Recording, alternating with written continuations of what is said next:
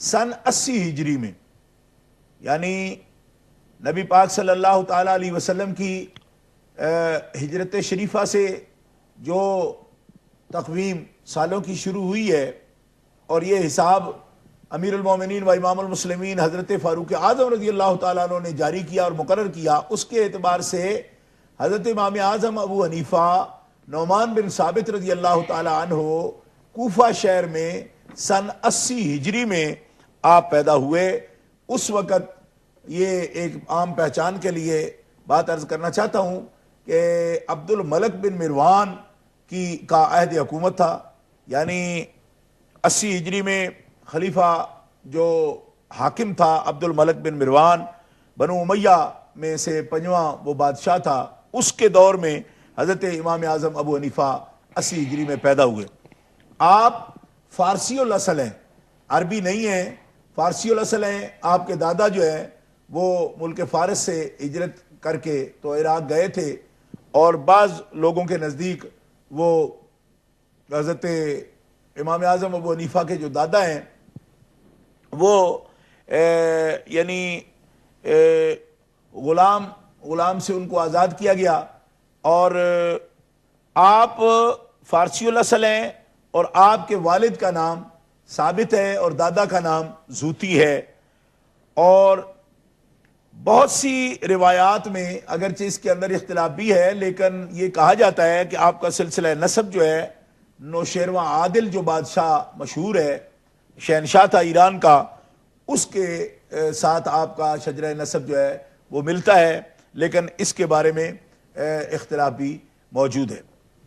آپ نے حضرت امام اعظم ابو حنیفہ سن 80 ہجری میں پیدائش ہوئی۔ میں اس پر بار بار اس لیے کہہ رہا ہوں کہ اس میں چونکہ آج کی گفتگو میں بہت دفعہ اس سن ہجری کا چونکہ تعلق ہوگا، اس لیے میں اپنے ناظرین و سامعین کو یاد دلا رہا ہوں۔ حضرت امام اعظم ابو حنیفہ آپ نے بعض مورخین کے نزدیک حضرت امام اعظم ابو حنیفہ 14 رجب المرجب کو، اور بعض مورخین کے نزدیک 4 شعبان المعظم کو، یعنی 4 شعبان المعظم یہ جو مہینہ گزر رہا ہے اس کی 4 تاریخ کو بقول بعض، اور بعض کے نزدیک 14 رجب المرجب کو جو پچھلا ماہ گزرا اس کی 14 کو حضرت امام اعظم ابو حنیفہ نے شعبان المعظم کی 4 تاریخ کو یا رجب کی 14 یہ، لیکن اس میں 4 جو ہے شعبان کی تاریخ، اس پر زیادہ مورخین اور آپ کے سیرت نگار جو ہیں متفق ہیں۔ 150 ہجری میں 150 ہجری میں آپ نے سے شنبہ کو، یعنی آپ نے ٹیوزڈے کو 150 ہجری میں حضرت امام اعظم ابو حنیفہ بعہد خلافت ابو جعفر منصور، عہد خلافت ابو جعفر منصور خلیفہ دوم جو بنو عباس بنو ہاشم سے جو خلفائے بنو عباس ہوئے ہیں، حضرت عبداللہ ابن عباس رضی اللہ تعالیٰ عنہ کی اولاد سے، ان میں سے ابو جعفر منصور جو خلیفہ دوم ہیں عباسی حکمران، ان کے دور میں آپ نے وفات پائی ہے۔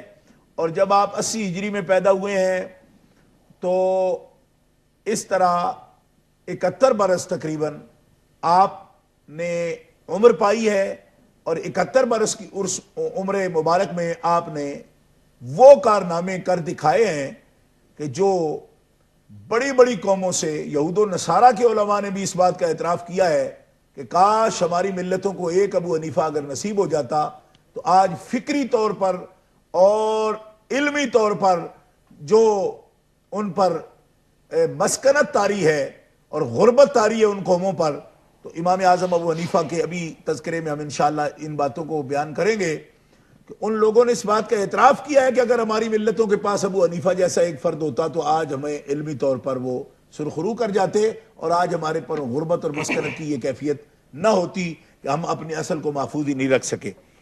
آپ کا مزار پر انوار آخری جملہ ہے جی، بغداد شہر میں خیزران کا قبرستان کہا جاتا ہے۔ یہ آج کل، یہ تو کتاب والوں نے خیزران لکھا ہے، لیکن آج کل الاعظمیہ بغداد مقدس جو نیو بغداد ہے اس کا اتنا بڑا چوک ہے جس کے اندر بہت بڑا ٹاور ہے 200 فٹ سے زیادہ، وہ الاعظمیہ، اس پورے جو چوک ہے راؤنڈ اباؤٹ ہے اس کا نام ہی الاعظمیہ ہے. اس کے ساتھ عظیم الشان آپ کی جامع مسجد امام اعظم ابو حنیفہ، اور اس کے اندر آپ کا مزار پر انوار اور اس کا قبہ مبارک جو ہے پر نور وہ موجود ہے. حضرت امام موسیٰ کاظم رضی اللہ تعالیٰ عنہ جو کاظمین شریف میں آرام فرما ہیں، ائمہ اہل بیت میں سے ہیں، ان کے مزار اقدس اور ان کے مزار اقدس کے درمیان بس چند قدموں کا فاصلہ ہے. تو اس طرح آپ 150 ہجری میں اپنی جان آفری کے سپرد کر کے شہر بغداد میں الاعظمیہ میں آپ قبرستان میں آرام فرما ہیں. یہ آپ کے ابتدائی حالات کی طرف اشارہ تھا جو حضرت نے مجھے فرمایا.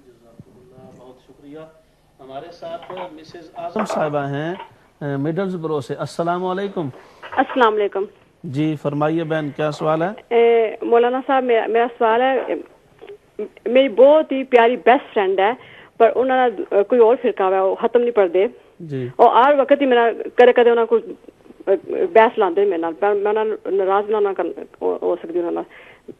میں پوچھنا چاہتی ہوں وہ آدھر بھی 10 کتنے لکھا ہے قرآن وچ بھی ختم، اسی جمعراتی ختم پڑھنے آ، پھر جس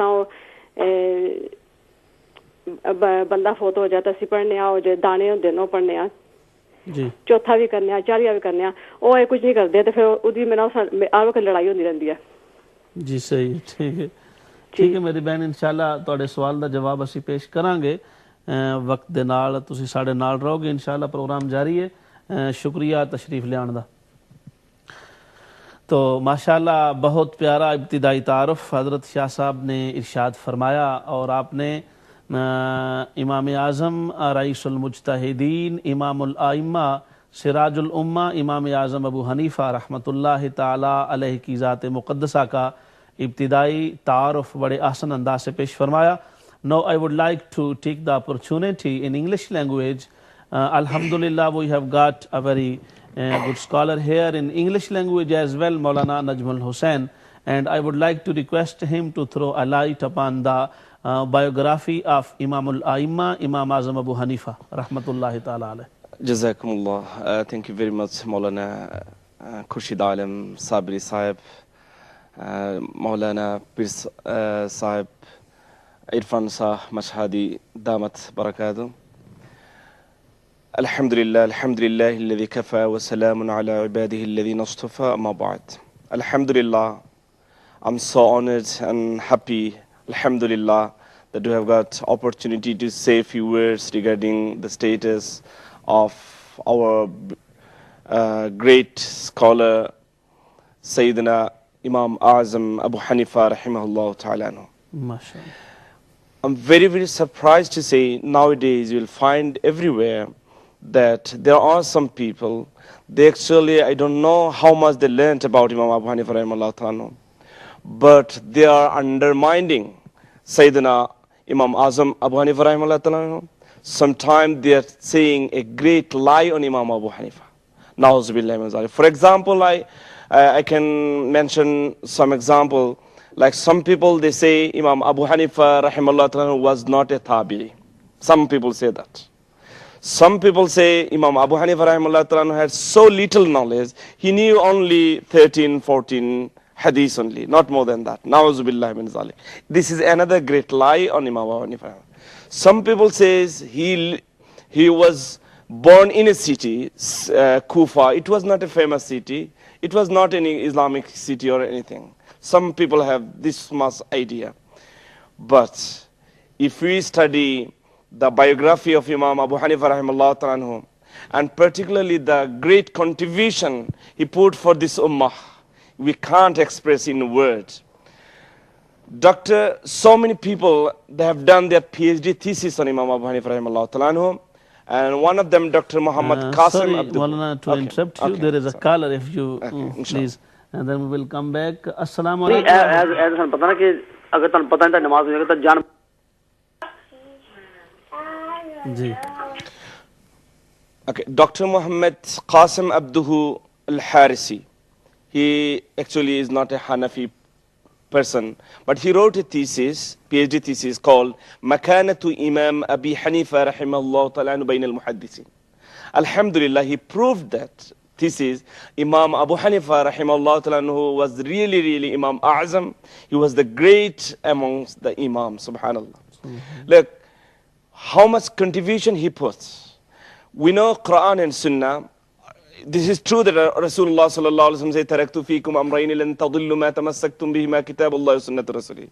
I kept among you two things, Quran and Sunnah. If you practice it, you won't be astray. But to understand Quran and Sunnah, we need some teachers, some guidance. The Imam Abu Hanifa rahimahullah ta'ala, he was the first time he wrote the methodology of Islamic jurisprudence, Usul al-Hadith. And that's why Imam Shafi rahimahullah says, Al-ulama'u min iyali Abi Hanifa rahimahullah. All ulama in this world, they are the member of family of Imam Abu Hanifa rahimahullah because of his contribution, subhanallah. And sorry Maulana, there is a caller with us. Amir Attari Sahab, assalamu alaikum. وعلیکم السلام ورحمۃ اللہ وبرکاتہ. بہت شکریہ جو موقع دیا گیا.